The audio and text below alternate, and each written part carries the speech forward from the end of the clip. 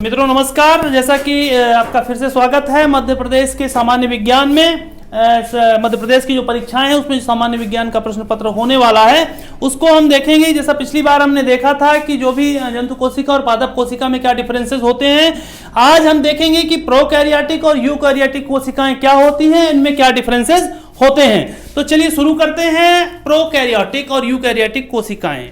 चलिए, तो आपको जैसा पिछली बार भी हमने बताया था कि प्रोकैरियोटिक वो कोशिकाएं होती हैं, वो प्रिमिटिव या वो आदिम कोशिकाएं हैं जिसमें केंद्रक मौजूद नहीं होता है।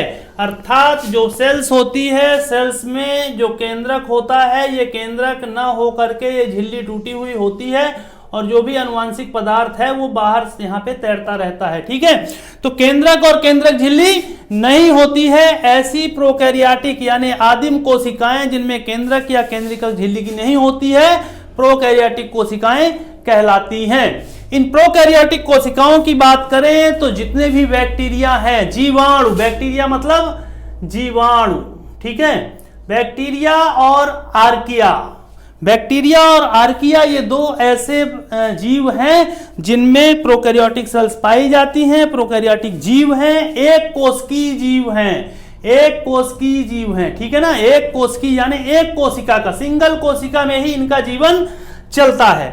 तो ये हो गई प्रोकैरियोटिक सेल्स। तो आपको समझ में आ गया होगा कि जिनमें केंद्रक नहीं होता है और केंद्रक को घेरी हुई जो यहाँ पे अंदर झिल्ली होती है वो भी नहीं होती है। ठीक है, इसके विपरीत जो यूकैरियोटिक सेल्स हैं ये एक कोशिकीय भी हो सकते हैं, बहुकोशिकीय भी हो सकते हैं, यानी एक सेल्स का बना भी हो सकता है, एक से अधिक सेल्स का बना भी हो सकता है। परंतु चाहे वो एक कोशिका हो या कई कोशिकाओं का बना हो, इसके अंदर केंद्रक और केंद्रक झिल्ली मौजूद होते हैं। ठीक है, केंद्रक और केंद्रक झिल्ली स्पष्ट मौजूद होते हैं। ऐसी कोशिकाओं को यूकैरियोटिक सेल्स कहा जाता है। इसके बाद दूसरा डिफरेंस है इनके साइज का है। निश्चित रूप से जो प्रोकैरियोटिक सेल्स हैं वो साइज में छोटी होती हैं, 1 से लेकर के 10 माइक्रोमीटर, ये म्यू बोलते हैं इसको, म्यू, माइक्रोमीटर, म्यू मतलब माइक्रो, माइक्रो मतलब 10 की घात -6, 10 की घात -6 मतलब 1/10, 10 10 5 6 जीरो लगाएंगे तब जाके ये आएगा। ठीक है, तो 10 की घात 6 मतलब इनकी साइज है 1 to 10 माइक्रोमीटर, 1 से 10 माइक्रोमीटर के बीच में इनकी साइज होती है। जबकि यूकैरियोटिक सेल्स की जो साइज है 5 से 10 यानी 100, 5 to 100 माइक्रोमीटर्स होती हैं। ठीक है, इस चीज को हमें ध्यान रखना है। जैसा कि हमने बताया था कि एक कोशिकी का एग्जांपल बैक्टीरिया है। बैक्टीरिया में चाहे वो साइनोबैक्टीरिया हो, एनाबीना, नॉस्टॉक, माइक्रोबैक्टीरिया, ठीक है, जितने भी बैक्टीरिया हैं, ई कोलाई, जो भी बैक्टीरिया का नाम आप जानते हो वो सब इसी कैटेगरी पे आते हैं। और इसके अलावा एनिमल जो सेल्स हैं, प्लांट सेल्स हैं, शैवाल जिनको बोलते हैं, छोटे छोटे हरे हरे होते हैं तालाबों में, या काई वगैरह नहीं होती उसको शैवाल बोलते हैं। ठीक है, काई जो छतों में भी जम जाती कभी कभी हरी हरी, वो शैवाल कहलाती है। कवक, फफूंद जो लग जाती, ये सारी कौन सी हैं, यूकैरियोटिक कोशिकाएं हैं। ठीक है, ईस्ट भी, ईस्ट जो है ये फंगस, ये जो कवक है इसको फंगस बोलते हैं, कवक का ही प्रकार है ईस्ट। डबल रोटी ब्रेड में यूज होता है। ठीक है, ब्रेड को फूलने के लिए ईस्ट डालते हैं। तो ये हो गई यूकैरियोटिक सेल्स। इनकी साइज बता दिया, 5 से 100 माइक्रोमीटर तक होती है। न्यूक्लियस की बात करें, केंद्रक आप सब जान गए हैं, यूकैरियोटिक प्रोकैरियोटिक में ये नहीं होता है, केंद्रक नहीं होता है, यूकैरियोटिक में होता है। ठीक है, तो यूकैरियोटिक सेल में सबसे बड़ी पहचान है केंद्रक, ठीक, अंदर जो केंद्रक होता है। इसके बाद इस केंद्रक के अंदर धागेनुमा, जो जैसे कोशिका हो गई, कोशिका के अंदर ये केंद्रक और यहाँ पे धागेनुमा, यहाँ पे केंद्रिका होती है। और ये धागेनुमा जो संरचना है इसमें डीएनए पाया जाता है। क्या बोलते हैं इसको, डीएनए। डीएनए का फुल फॉर्म क्या होता है, deoxy ribo nucleic acid, deoxy ribo nucleic acid, deoxy OXY ribo nucleic acid, ribo nucleic acid, deoxy ribo nucleic अम्ल, न्यूक्लिक एसिड। ठीक है, न्यूक्लिक एसिड। ये डीएनए जो होता है ये जेनेटिक मटेरियल में पाया जाता है। जो क्रोमोसोम होता है, क्रोमेटिन या क्रोमोसोम का नाम आपने सुना होगा। ये जो अंदर ये है ना केंद्रक, यहाँ पे ये अगर इस तरह से है उलझा हुआ, ठीक है, तो इसको बोलते हैं क्रोमेटिन। क्या बोलते हैं, क्रोमेटिन फाइबर, क्रोमेटिन। और जब जैसे डिवीजन प्रारंभ होता है, सेल एक सेल दूसरे सेल में बंटने लगती है, तो यही जो है इस तरह से अरेंज हो जाते हैं, है ना, इस तरह से 2 पेयर में। ठीक है, तो इसको बोलते हैं क्रोमोसोम। क्या बोलते हैं, क्रोमोसोम।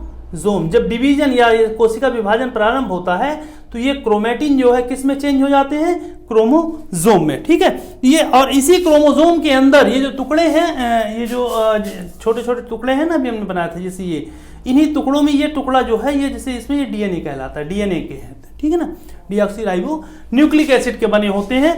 तो जो बैक्टीरिया होगा या प्रोकैरियोटिक होगा उसमें ये डीएनए होता है, कैसा होता है, सर्कुलर होता है, ऐसे सर्कुलर होता है, वृत्ताकार होता है। जबकि देखिए ये सीधा है, इसमें ये वाला पोर्शन देखिए ये भी सीधा है, ये वाला भी रेखीय होता है, ठीक है, रेखीय होता है, लीनियर बोलते हैं उसको। तो डीएनए कैसा होता है, यूकैरियोटिक में लीनियर होता है या रेखीय होता है, प्रोकैरियोटिक में वृत्ताकार होता है या सर्कुलर होता है, ठीक है। इसके बाद जो माइटोकॉन्ड्रिया की बात करें, अंतःप्रदव्य जलिका की बात करें, ठीक है, ये कुछ ऐसे ऑर्गेन्स हैं, हरित लवक की बात करें तो ये सब किसमें, प्रोकैरियोटिक में एब्सेंट होते हैं, ठीक है, यूकैरियोटिक में पाए जाते हैं। राइबोसोम, प्रोटीन का निर्माण, जितना भी प्रोटीन निर्माण होता है ना उसका ट्रांसपोर्ट और प्रोटीन सिंथेसिस में कौन मदद करता है हमारे बॉडी पे, राइबोसोम एक अंग होता है, ठीक है। राइबोसोम दो तरह के होते हैं, कुछ स्मॉल होते हैं, कुछ बड़े होते हैं। छोटे वाले का जो साइज है इसको 70S लिखा जाता है। एस आप बताएंगे क्या होता है ना, ये यूनिट को दर्शाने के लिए एक साइंटिस्ट थे जिन्होंने वो किया था, उसके नाम पे 70S और आपका 80S दो तरह के होते हैं। 70S का मतलब होता है ये किस में पाया जाएगा, प्रोकैरियोट। ये दो सब यूनिट का बना होता है, 50S और 30S। 50 और 30 कितना होता है, 80। लेकिन इसका जो ये लिखा है 70, इसका मतलब नहीं कि टोटल से मैच करेगा ये। 70S की दो यूनिट होती हैं, एक 50S होती है और एक 30S होती है। एग्जाम में पूछा गया सीधा सीधा सिंपल इतना ही पूछा गया है कि विच टाइप ऑफ राइबोसोम या किस प्रकार के राइबोसोम प्रोकैरियोटिक सेल में पाए जाते हैं, आपको आंसर लिखना है 70S। यूकैरियोटिक के बारे में पूछा जाए तो 80 और 70 दोनों तरह के पाए जाते हैं, ये भी यहाँ पे लिखना है।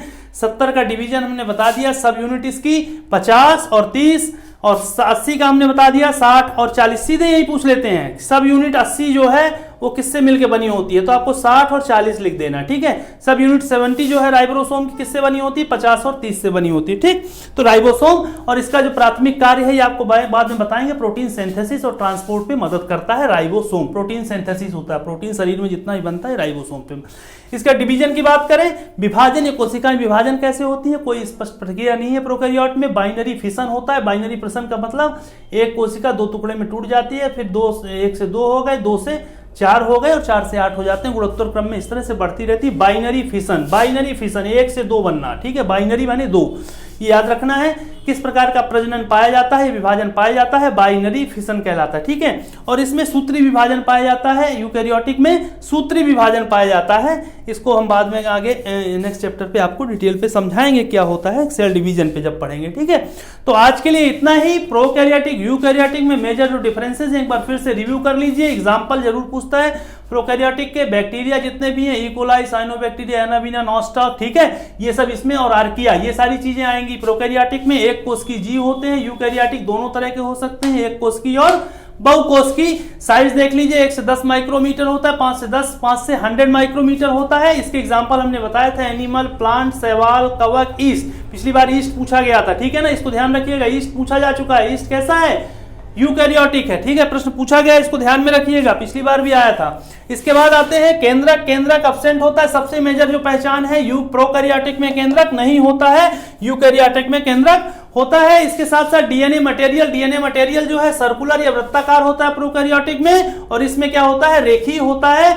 माइटोकॉन्ड्रिया, इसमें 70S होता है, इसमें 80S और 70S दोनों होता है। राइबोसोम 70S को जब तोड़ते हैं तो 50 और 30 में टूटता है, 80 को तोड़ते हैं तो 60 और 40 में पूछा है, ये भी प्रश्न पूछा गया है, ध्यान दीजिएगा। विभाजन या जो प्रजनन है वो बाइनरी फिशन के द्वारा होता है। बाइनरी माने 2, 1 से 2 होंगी, 2 से 4, 4 से 8, ठीक है। और इसमें सूत्री विभाजन होता है, ठीक है, यूकैरियोट में। तो आज के लिए इतना भी। नेक्स्ट चैप्टर में हम जाएंगे, सेल डिवीजन के बारे में आपको बताएंगे, और इंपॉर्टेंट जो सेल ऑर्गेनेल्स हैं, जो कोशिका के अंदर जो जिनसे प्रश्न पूछे जाते हैं, माइटोकॉन्ड्रिया का क्या काम है, राइबोसोम का क्या है, केंद्रक का क्या है, तो एक एक दो बहुत महत्वपूर्ण फंक्शन है, उसको नेक्स्ट वीडियो में हम कवर करेंगे। आज के लिए इतना भी। थैंक यू, जय हिंद।